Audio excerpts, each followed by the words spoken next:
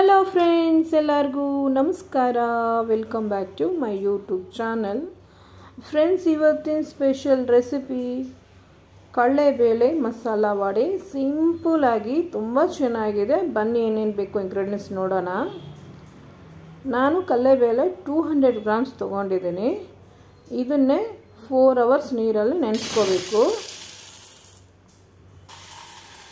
ಒಂದು time wash ಮಾಡಿಬಿಟ್ಟು 4 hours ನೀರಲ್ಲಿ ನೆನೆಸ್ಬೇಕು.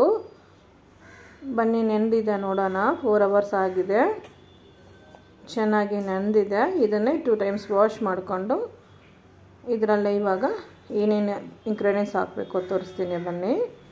ಈರುಳ್ಳಿ 1 ಕಪ್,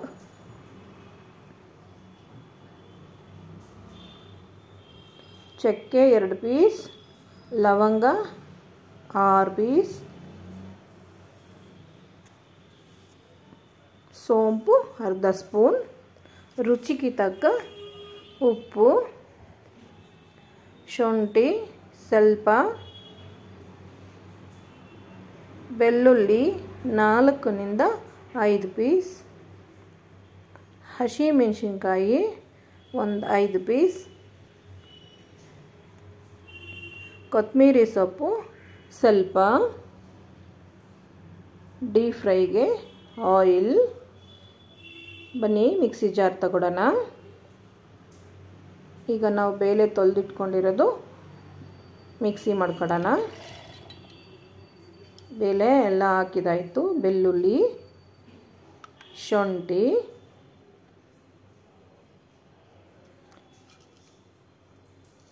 ಚಕ್ಕೆ ಮತ್ತು ಲವಂಗ, ಸೋಂಪು, ಹಸಿಮೆಣಸಿನ್ಕಾಯಿ, ಉಪ್ಪು ಹಾಕ್ಕೊಂಡು ಇದನ್ನೇ ಮಿಕ್ಸಿ ಮಾಡ್ಕೋಬೇಕು. ತರಿಯಾಗಿ ಮಿಕ್ಸಿ ಮಾಡಿಕೊಂಡು ಸೈಡ್ಗೆ ಎತ್ತಿಟ್ಕೊಳ್ಳೋಣ. ನೋಡಿ, ಈ ಥರ ಇರಬೇಕು. ಈಗ ಇದಕ್ಕೆ ಈರುಳ್ಳಿ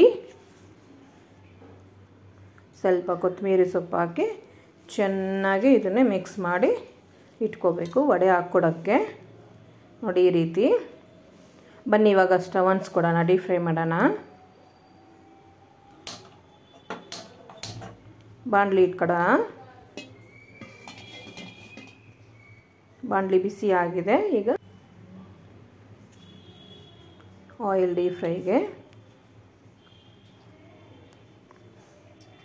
ಈಗ ಆಯಿಲ್ ಬಿಸಿ ಆಗಿದೆ ನೋಡಿದೆ, ಬಿಸಿ ಆಗಿದೆ. ಈಗ ಈ ಲೆವೆಲಲ್ಲಿ ತಿಕ್ಕಾಗಿ ವಡೆ ಹಾಕ್ಕೋಬೇಕು. ತುಂಬ ಚೆನ್ನಾಗಿರುತ್ತೆ. ಮೇಲೆ ಕ್ರಿಸ್ಪಿಯಾಗಿ, ಒಳಗಡೆ ಜ್ಯೂಸಿಯಾಗಿ, ಸಾಫ್ಟಾಗಿ ಎಲ್ಲನೂ ಹಾಗೆ ಎಷ್ಟು ಆಯಿಲ್ ಇದೆ ಅಷ್ಟಿಗೆ ನೋಡಿಕೊಂಡು ಹಾಕ್ಕೋಬೇಕು. ನಾನು ಹಾಕಿರೋ ಆಯಿಲಲ್ಲಿ ಒಂದು 6 ವಡೆ ಹಾಕೋಕ್ಕೆ ಆಯಿತು. ಇದೇ ರೀತಿ ಇದೇ ತಿಕ್ನೆಸ್ ಇರಬೇಕು. ಈಗ ಇದು ಹೈ ಫ್ಲೇಮಲ್ಲಿ ಮಾಡಬಾರ್ದು, ಸ್ವಲ್ಪ ಸ್ಲೋ ಫ್ಲೇಮ್ ಇಟ್ಕೋಬೇಕು. ಉರಿ ಕಮ್ಮಿ ಇದ್ದರೆ ವಡೆ ಚೆನ್ನಾಗಿ ಬೇಯುತ್ತೆ. ಎಲ್ಲದೂ ಹಂಗೆ ತಿರ್ಸ್ಕೊಂಡು ಸ್ವಲ್ಪ ನಾವು ತಿಕ್ಕಾಗಿ ವಡೆ ಹಾಕ್ತೀವಲ್ವ, ಅದಕ್ಕೆ ತುಂಬ ಚೆನ್ನಾಗಿರುತ್ತೆ. ಹೀಗೆ ಎಲ್ಲನೂ ತಿರ್ಸ್ಕೋಬೇಕು.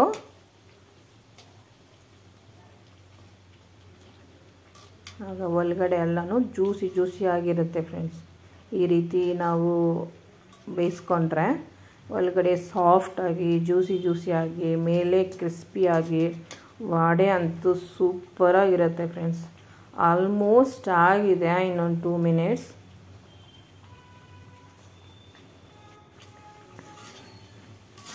ನೋಡಿ ಫ್ರೆಂಡ್ಸ್, ಆಗಿದೆ. ಇವಾಗ ನಾವು ತೆಗೆಯೋಣ.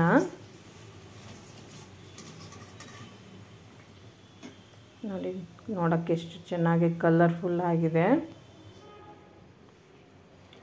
ನೋಡಿ ಸೌಂಡ್ ನೋಡಿ ಫ್ರೆಂಡ್ಸ್, ಟಕ್ ಟಕ್ ಅಂತ ಬೀಳ್ತಾ ಇದೆ. ಅಷ್ಟು ಗಟ್ಟಿ ಇದ್ರೂ ತುಂಬ ಸಾಫ್ಟಾಗಿರುತ್ತೆ, ತುಂಬ ಟೇಸ್ಟಿಯಾಗಿರುತ್ತೆ ಫ್ರೆಂಡ್ಸ್. ನೀವಂತೂ ಒಮ್ಮೆ ಟ್ರೈ ಮಾಡಬೇಕು. ಹಾಗೆ ನಿಮ್ಗೆ ಇಷ್ಟ ಆಗಿದ್ರೆ ಲೈಕ್, ಶೇರ್, ಸಬ್ಸ್ಕ್ರೈಬ್ ಮಾಡೋದು ಮರಿಬೇಡಿ. ಬಾಯ್.